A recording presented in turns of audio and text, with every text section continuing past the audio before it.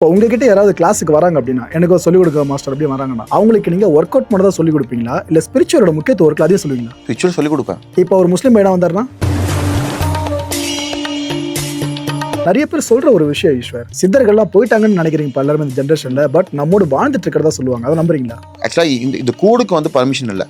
அது வந்து மண்ணோட மண்ணாயிருச்சு இந்த உடம்புக்கு. ஆனா இந்த ஆத்மா இருக்குல்ல, இந்த ஆத்மா வந்து தூய ஆத்மா என்னைக்குமே வந்து இயற்கையோட டிராவல் பண்ணிட்டு தான் இருக்கும்.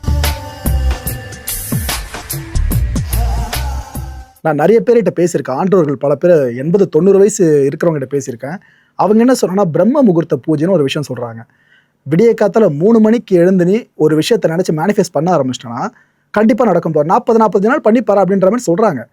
நீங்க சொல்ற 12 மணி பூஜைக்கும் இந்த 3 மணி பூஜைக்கு என்ன வித்தியாசம் இருக்குன்னு நினைக்கிறீங்க? 12 மணி பூஜைக்கு வந்து பார்த்தீங்கன்னா, நீங்கள் வந்து சென்டர் ரிசீவராக இருக்க முடியாது. யூனிவர்ஸ் சென்ட் பண்ணிடுற என்கிட்ட ஒரு கிரியேஷன் இருக்குது, நான் வந்துட்டு சப்மிட் பண்ணிட்டு படுத்துடணும். ரிசீவிங் கெப்பாசிட்டி வந்து ட்ரான்ஸ்ஃபர்மேஷன் வந்து 4 மணிக்கு இருக்கும். இது ரே வெளியே போகும், ரே உள்ளே வரும். ஓகே, அப்போ இந்த பூஜை பண்ணுறவங்க இதையும் பண்ணணும்னு சொல்ல வரீங்களா? இதையும் பண்ணணும். இது ஹைலி மேனிஃபெஸ்டிங். எந்த சயின்டிஸ்ட் தூங்கியிருக்காங்க? ஒர்க் பண்ணிகிட்டே இருப்பாங்க கண்டுபிடிக்கிறதுக்கு. பகலில் தூங்கினதான் அதிகம். ஏரமன் சார் எடுத்துங்க. சிம்பிள், நீங்கள் புரிஞ்சுக்கிட்டீங்களா? எந்த சயின்டிஸ்ட்டு, எந்த ஞானிகள், எந்த மியூசிக் கிரியேட்டர்ஸு, இயற்கை சார்ந்த எல்லாருமே சயின்டிஸ்ட்னாவே வந்து த சூப்பர் எனர்ஜி உள்ளவங்க தான், ஸ்பெஷல் எனர்ஜி உள்ளவங்க தான்.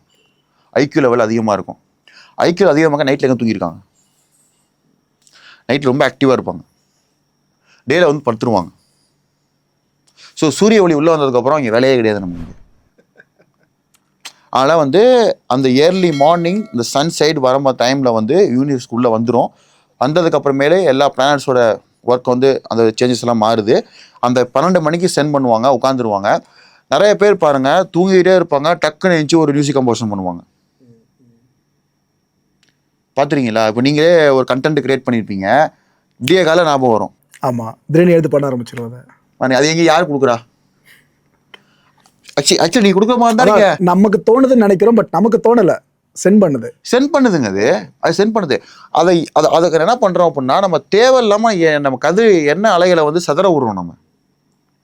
நீங்கள் வந்து டார்கெட் நோக்கி பயணிக்க அச்சீவ் பண்ணுறவங்க யார்ட்டையும் பேசவே கூடாது. நம்ம ஒரு குருகிட்ட பேசணும், பயிற்சி எடுக்கணும், பயிற்சியை வந்து முயற்சி பண்ணணும்.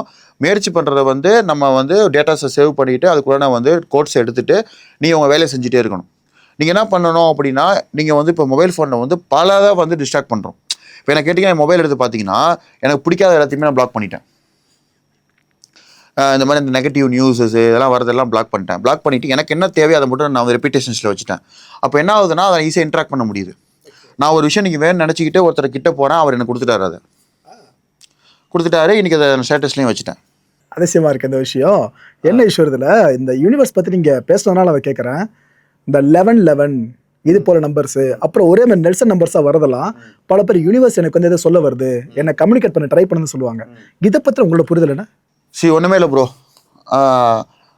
உங்கள் நினைக்க வைக்கிறதுக்கு ஒரு ஆப்ஜெக்டோ ஒரு எண்களோ தேவைப்படுது. இப்போ ஒன்றுமே கிடையாது. இப்போ வந்து எண்கள் வந்து நிறைய இடத்துல பார்க்க முடியும் நம்மளால். அனிமல்ஸை பார்க்க முடியாது, கலர்ஸை பார்க்க முடியாது, ரொம்ப ஒரே மாதிரி கலர்ஸை பார்க்க முடியாது நம்மளால். இப்போ நான் க்ரீன் மட்டுமே பார்க்க முடியாது, ஆனால் எண்களை நிறைய பார்க்க முடியும், நிறைய இடத்துல எண்களை பார்க்க முடியும். அப்போ எண்களுக்கு வந்து பார்த்தீங்கன்னா நம்ம ரெப்பிட்டேஷன்ஸ் கொடுக்குறத வந்து அதிகப்படுத்த முடியும். நான் வந்து இப்போ வந்து ஒரு கார் வாங்க போகிறேன், 11 பார்த்தா நடந்துடும் அப்படின்னா அந்த 11 பார்க்கும்போது கார் வாங்க போகிறேன் வாங்கிட்டு ஒரு நினைவூட்டல். ஓகே, அப்போ அடையிறீங்க. அதை நினைக்க வைக்கிறதுக்கு தான் எண்கள் வேணும். நீ நினைக்க வைக்க மாட்டேன், நான் நினச்சிக்கிட்டே இருப்பேன் அப்படிங்கிறவங்களுக்கு எண்களே தேவையில்லை. அதான் எனக்குமே புரியலை. நான் வந்து பண்ண அச்சீவ்மெண்ட் எல்லாமே கிரேட்டஸ்ட் அச்சீவ்மெண்ட்டு, வைராக்கியமாக செயல்பட்டேன். ஆனால் எண்கள்லாம் என் கண்ணில் படவே இல்லையே. ஆனால் பண்ணி நினச்சிக்கிட்டே இருந்தேன். ஓகே, அப்துல் கலாம் ஐயா சொல்கிற மாதிரி தான் நினச்சிக்கிட்டே. தூக்கத்தில் வருது கனவுலடா, உன்னை தூங்க விடாம பண்ணுறதா கனவுண்டா. ஆமாம், தூங்கமே வராம கூடாதுங்க. நீங்கள் நினைக்கிற மாதிரிலாம் ரோனி கமல் சொல்வார், நான் 4 hours 5 hours தான் தூங்கியிருக்கிறேன் அப்படிம்பாரு.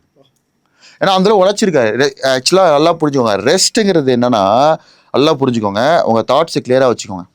தாட்ஸில் எந்த ஒரு எண்ணமே இல்லை, நான் ரொம்ப ப்ளசண்ட்டாக இருக்கிறேன், எனக்கு ஓவர் திங்க்லாம் இல்லை, காமாக இருக்கிறவங்களுக்கு தூக்கம் ரொம்ப கம்மியாக தான் வரும். அப்படி தூங்குவாங்க, எழுந்திருவாங்க, ஃப்ரெஷ்ஷாக இருப்பாங்க. திரும்ப தேவைப்பட்டாலும் படுத்து தூங்கிப்பாங்க, திரும்ப எழுந்திப்பாங்க. இப்போ அந்த ரெஸ்ட் ரெக்கவரிக்கு வித்தியாசம் நிறையா இருக்குது. அது அப்படிங்கும்போது உங்கள் தாட்ஸ் ரொம்ப கிளியராக இருக்குன்னா உங்களுக்கு ரொம்பவே வந்து பாடி வந்து ரொம்ப ரெஸ்ட்டு கேட்காது. Okay, super. கார்த்திக், மற்ற ஸ்போர்ட்லாம் பார்த்தீங்கன்னா வெளியே பெருசாக தெரியாது. ஆனால் நீங்கள் இருக்கிற பாடி பில்டிங் அது மட்டும் தான் வெளியே தெரிகிற ஸ்போர்ட்டு. இந்த ஸ்பிரிச்சுவல்ன்ற பார்த்துருக்குல்ல, இதை ஒருத்தவங்க ஒரு விளையாட்டில் சேர போகிறாங்க, பாடி பில்டிங்கும் மற்ற விளையாட்டை சேர போகிறாங்கன்னா அவங்க எதுக்காக ஸ்பிரிச்சுவல் பாத்தையும் தேர்வு பண்ணணும்? ஒன்லி ஃபோக்கஸிங்காக மட்டுமா, இல்லை வேறு எதனா விஷயத்துக்கு ஹெல்ப் பண்ணுமா? இல்லை, ஒன்லி ஃபோக்கஸிங். அப்புறம் வந்து அவங்களோட டார்கெட்டை அடையிறதுக்கு ஸ்பிரிச்சுவல் ஹெல்ப் பண்ணும். கண்டிப்பாக ஹெல்ப் பண்ணும். ஸ்பிரிச்சுவலுங்கிறது என்னன்னா வந்து யூனிவர்ஸை வந்து கனெக்ட் பண்ணுறது. இப்போ உங்ககிட்ட இருக்க திறமையை கொடுத்தது அதுதான், அந்த திறமைக்கு உள்ள கைடை பண்ணுறதுமே அதுதான். இப்போ நிறைய பேர் அதெல்லாம் பக்திலாம் உள்ள சும்மா அப்படின்வாங்கள்ல, அவங்க இல்லை. இப்போ வந்து உங்களுக்கு வந்து ஒரு இப்போ ஒன்றுமே இல்லை, யூனிவர்ஸ் கூட எல்லாருமே கனெக்ட் ஆகலாம், யாருமே கனெக்ட் ஆகவே மாட்டாங்க. நம்பிக்கை சீக்கிரம் வராது. அந்த நம்பிக்கை ஏற்படுத்துறதுக்கு தான் அந்த கடவுள்கள் உள்ள வச்சுருக்காங்க. ஸோ அந்த நேமுக்கு ஒரு வைப் இருக்குது, அந்த ஸ்மெல்லுக்கு ஒரு வைப் இருக்குது, விஷுவலுக்கு ஒரு வைப் இருக்குது. ஓகேங்களா? அந்த வைப்பை வந்து நீங்கள் உள்ளே எடுத்துக்கிட்டீங்க அப்படின்னா என் பின்னாடி இது இருக்குது, நான் செய்வேன் அப்படி துணிச்சலாக செய்கிறதுக்கு தான் அந்த ஒரு காடு உங்களுக்கு பர்சனலாக ஹெல்ப் பண்ணியிருக்கு. ஓகே, இதை தான் மற்றவங்களுக்கு சொல்கிறீங்க. ஆமாம். ஓகே, இப்போ உங்ககிட்ட யாராவது கிளாஸுக்கு வராங்க அப்படின்னா, எனக்கு சொல்லிக் கொடுக்க மாஸ்டர் அப்படி வராங்கன்னா அவங்களுக்கு நீங்கள் ஒர்க் அவுட் மட்டும் தான் சொல்லிக் கொடுப்பீங்களா, இல்லை ஸ்பிரிச்சுவலோட முக்கியத்துவம் ஒர்க்கில் அதையும் சொல்லுவீங்களா? ஸ்பிரிச்சுவல் சொல்லிக் கொடுப்பேன். இப்போ ஒரு முஸ்லீம் இடம் வந்தாருன்னா அவன் எதை பிலீவ் பண்ணானோ அதை சொல்லிக் கொடுப்பேன். கிறிஸ்டியன் வந்தாங்கனாக்கா கடவுளை விட்டுருவேன், தாட்ஸை சொல்லிக் கொடுப்பேன். தாட்ஸை சொல்லிக் கொடுப்பீங்க, எண்ணங்களுக்கு என்னென்ன வலிமையான பவர் இருக்குன்னு சொல்லிக் கொடுப்பேன்.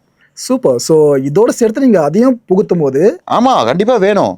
இப்போ என் கோச் என்ன சொன்னார் அப்படின்னா, நான் வந்து சக்ஸஸ்க்கு மெயின் ரீசனே வந்து மெடிடேஷன், மேனிஃபெஸ்டேஷன். வாவ். ஸோ இப்போ நீ ஹார்ட் ஒர்க் பண்ணுற, நீ எப்படி உருவானுங்கிறத வந்து கற்பனையில் கொண்டு வந்தானே உருவாக முடியும். கற்பனையை ஒழுங்காக அதனால சொல்லியிருப்பாரு, உன்னோடைய ரிச்சஸ்ட்டு மென் என்னன்னா எவ்வளோ ட்ரீம்ஸ் எவ்வளோ அழகாக இருக்கோ அவன் தான் ரிச்சஸ்ட் மேன். ஸோ ட்ரீம்ஸ் எந்த அளவுக்கு அழகாக இருக்கும் நமக்கு, அந்த நம்ம நான் அகஸ்தியர் வந்து ஒரு உலகத்தை உருவாக்கணும்னு சொன்னாங்க. அந்த உலகத்தை பற்றி நிறைய விஷயங்கள் சொல்லியிருப்பான்னு சொல்கிறாங்க. அவர் எப்படி சொல்லியிருப்பாரு? போய் நீ மரத்தை நட்டுட்டு தண்ணி ஊற்றி டெய்லி வளர வச்சு வேடிக்கை பார்த்துறேன், கிடையவே கிடையாது. தாட்ஸ்.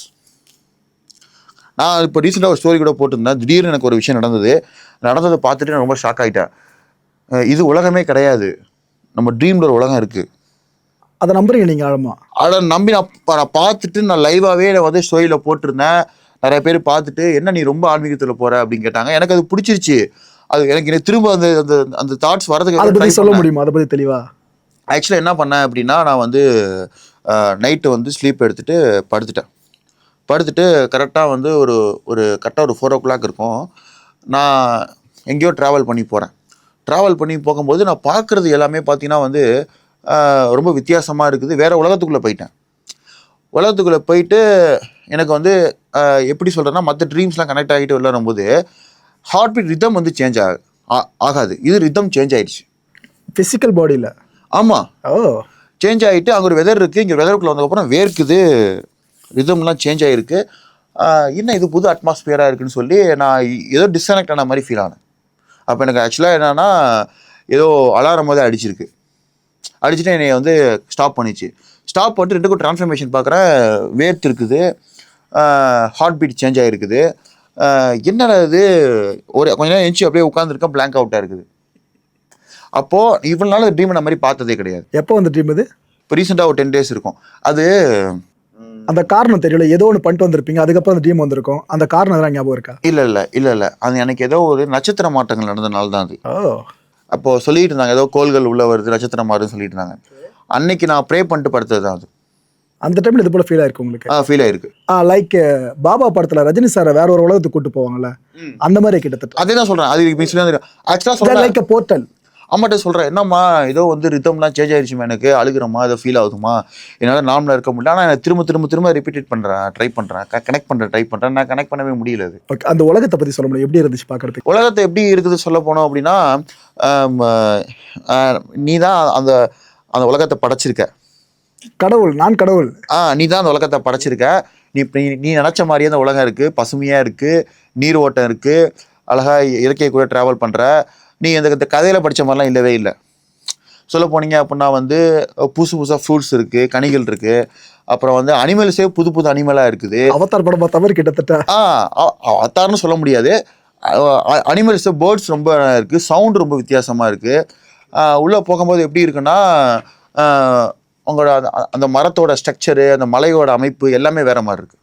ஓகே, பொதுவாக கனவு வந்துச்சுன்னா அது பெருசாக லென்த்தியாக போகாது, அது ஞாபகமும் இருக்காதுன்னு சொல்லுவாங்க. ஆனால் உங்களுக்கு இந்த அளவுக்கு ஞாபகம் இருக்கு. இந்த அளவுக்கு ஞாபகம் இருக்குது. ஆனால் அதுக்குள்ளே என்ன இருந்ததுன்னு கண்டுபிடிக்க முடியல. அதுக்குள்ளே எல்லாமே ரொம்ப டிஃப்ரெண்ட்டாக இருந்தது. என்னால் வந்து அதை ஃபீல் பண்ண முடியுது, அதை டச் பண்ண முடியல. ஆனால் கனவுல நடக்குது எல்லாமே, இதெல்லாம் நடக்குது, டச் பண்ண முடியல. இது வரைக்கும் அந்த ட்ரீம் நான் பார்த்ததே இல்லை. ரொம்ப ப்ளசண்ட்டாக இருந்தது அது. நீங்கள் எப்படி எடுத்தீங்க அதில்? அதில் அது வந்து நானாங்கிறத என்னால் உணரவே முடியல. அதான் கேட்குறேன், எந்த அளவுக்கு என்னால் உணரவே முடியல. நான் இருக்கிறேன், ஆனால் என்னால் உணர முடியல. எனக்கு அதை பற்றி சிந்தனையே இல்லை. இதே உருவத்தோற்றம் சம்திங் அது போல? அந்த உருவத்தோற்றம்லாம் என்னால் ஃபீல் பண்ண முடியல. நான் கண்ணில் பார்த்தது, ஃபீல் பண்ணது எல்லாமே வந்து நடக்கிறேன், கால் எடுத்து வைக்கிறேன், எல்லாம் பண்ணுறேன், எல்லாம் முடியுது, என்னால் பண்ண முடியுது. அதை டச் பண்ண முடியல, அதை டிஸ்டர்ப் பண்ண முடியல என்னால். அது பர்மிஷன் கிடைக்கல, டிஸ்டர்ப் பண்ண முடியல. விசுவலில் பார்க்குறேன், அப்படியே நிற்கிறேன், எல்லாத்தையும் பார்க்குறேன், நல்லா இருக்குதே, இது இது இது எந்த இடமா இருக்குன்னு தேடுறேன். ஏன்னா இவ்வளோ வருஷத்தில் நீங்கள் நிறைய கனவுகள் கண்டிருப்பீங்க, ஒரு கனவு இவ்வளோ டிஸ்டர்ப் பண்ணியிருக்கேன்னா அதுதான் யூனிக்காக இருந்திருக்கு. ஓகே. அதுக்கப்புறம் தான் வந்து அகஸ்தியரை வந்து ஒரு விஷயத்த வந்து நான் திரும்ப கூகுளில் சர்ச் பண்ணனா, இல்லை வந்து பேசும்போது நம்ம ஏஐ ட்ராக் பண்ணும்போது என்னவா இருக்கும்னு சொல்லி நான் வந்து பேசிகிட்டு இருக்கும்போது அப்போது எனக்கு ஒரு வீடியோ வந்து அகஸ்தியரை பற்றி வீடியோ வருது. அகஸ்தியர் பெருமான் வந்து இதே மாதிரி தான் உலகத்தை வந்து கற்பனையிலையும் அவர் ஞானத்திலையும் உருவாக்கியிருக்காரு. ஆமாம், அவரால் வந்து ஒரு உலகத்தை கண்டுபிடிக்க முடிஞ்சிருக்கு. நம்மளுடைய எண்ணங்களை வச்சு ஒரு உலகத்தை உருவாக்க முடியும், கண்டிப்பாக முடியும். அதாவது அந்த விஷயத்தை வந்து யார் ரொம்ப டீப்பாக அடைகிறாங்களோ அவங்க வந்து இந்த இடத்துல இருக்கவே மாட்டாங்க. இப்போ சித்தர்கள், ஞானிகள், முனிவர், ரிஷிகள் எல்லாருமே அப்படி தான் இருந்திருக்காங்க. ஸோ அதனால தான் அவங்க வந்து நம்ம மனிதர்களை விட்டு அப்படி பிரிஞ்சு போனது காரணமே அது ஒன்று தான். ஆனால் நிறைய பேர் சொல்கிற ஒரு விஷயம் ஈஸ்வர், சித்தர்கள்லாம் போயிட்டாங்கன்னு நினைக்கிறீங்க இப்போ எல்லாருமே இந்த ஜென்ரேஷனில், பட் நம்மோடு வாழ்ந்துட்டு இருக்கிறதா சொல்லுவாங்க, அதை நம்புறீங்களா? இல்லை, ஆக்சுவலி என்னன்னா, ஆக்சுவலாக இந்த கூடுக்கு வந்து பர்மிஷன் இல்லை.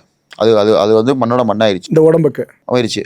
ஆனால் இந்த ஆத்மா இருக்குல்ல, இந்த ஆத்மா வந்து தூய ஆத்மா என்றைக்குமே வந்து இயற்கையோட ட்ராவல் பண்ணிட்டு தான் இருக்கும். அதை ஈர்க்கக்கூடிய சக்தி தான் நம்மள்ட்ட அதிகமாக இருக்குது, ரொம்பவே அதிகமாக இருக்குது. அதை நம்ம உணர்றதுக்கு காரணம் என்னன்னா, அந்த மாதிரி ஒரு வெள்ளந்தியான ஒரு மனசுக்கு நீங்கள் போகணும், ஒரு குழந்தை மாதிரி மனசுக்கு நீங்கள் போகணும். எந்த ஒரு வன்மமும் இல்லாமல், எந்த ஒரு கோபமும் இல்லாமல், எதுவுமே இல்லாமல், எல்லாமே இயற்கையாக பண்ணக்கூடிய விஷயம் கூட ரொம்ப ஒரு இடத்துக்கு நீங்கள் போனால் மட்டும்தான் அது உங்களை வந்து இன்ட்ராக்ட் பண்ணும். இல்லைனா கண்டிப்பாக பண்ண முடியாது, இன்ட்ராக்ட் பண்ணவே முடியாது. இப்போது எனக்கு எதிரி நிறைய இருக்காங்க, எல்லாருமே அழிஞ்சு போயிடணும், யூனிவர்ஸ் எனக்கு ஹெல்ப் பண்ணேன்னா? சிம்பிளாக நான் சொல்கிறேன் ப்ரோ, இதை நீங்கள் உணர்ந்தீங்க அப்படின்னா பிறப்பு கர்மாவாக இருக்கிறோம். இந்த பிரபஞ்சத்துக்கு நமக்கும் ஒரு கனெக்ஷன் இருக்குது, அதை கட் பண்ணணும். என்ன கனெக்ஷன், எப்படி கட் பண்ணுறது? கர்மா எப்படின்னா, பிறப்புக்கு முன்னாடி ஒரு கர்மா இருக்குது, பிறப்புக்கு அப்புறம் ஒரு கர்மா இருக்குது. இந்த கர்மாவை யார் உணர்றாங்களோ ஞானத்தை அடைவாங்க.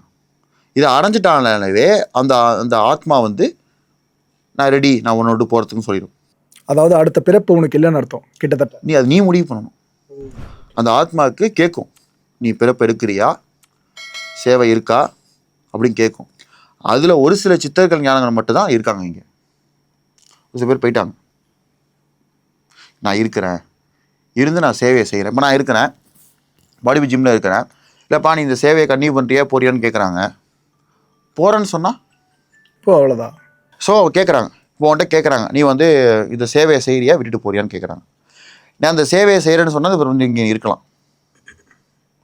நான் சேவை வேண்டாம்னு சொல்லுவாங்க, போயிடலாம். எனக்கு இது என்னன்னா, அந்த கர்மா இருக்கிற விஷயங்கள் சொன்னீங்க பார்த்தீங்கன்னா, கர்மாவை இப்போ ஒரு 90 வயசு 80 வயசுக்கு வாழ்ந்துட்டு ஒருத்தவங்க செத்து போகிறாங்கன்னா அது சுற்றி இருக்கணும் பார்த்து கொஞ்சம் மனசாரும், நல்லா வாழ்ந்து செத்துருக்காரு அப்படின்ட்டு. சில குழந்தைங்க இறந்து 1 மணி நேரத்தில் சாகிறது, சில குழந்தைங்க பிறந்து 2 வருஷத்தில் சாகிறது. இது சுற்றி இருக்க அளவுக்கு பெரிய பெயினை கொடுத்துட்டு போயிடும். அந்த குழந்தைங்க என்ன பாவம் பண்ணிச்சு, இந்த கர்மா அறுப்பு சார்ந்து அங்கே நடக்கணும், அவ்வளோ சீக்கிரமாக உயிர் போகணும்.